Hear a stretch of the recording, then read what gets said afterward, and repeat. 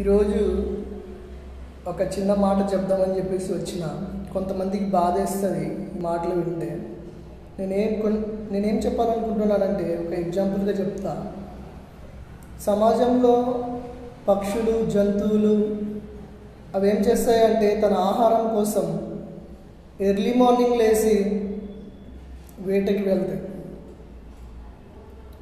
అవి ఒక్కొక్కసారి తన ఆహారం వాళ్ళకి దొరక్కపోవచ్చు, అయినా కూడా నెక్స్ట్ మార్నింగ్ కూడా అవి ఏం చేస్తాయంటే ఎర్లీ మార్నింగ్ లేచి వాళ్ళ వేటకి వెళ్తాయి.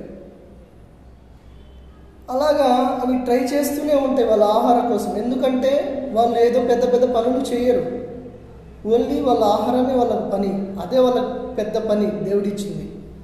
మన మనుషులు చూసుకున్నట్లయితే ఎందుకండి ఈరోజు ట్రై చేసాం, రేపు ట్రై చేసాం, ఎల్లుండి ట్రై చేసాం, తర్వాత వదిలేస్తారు.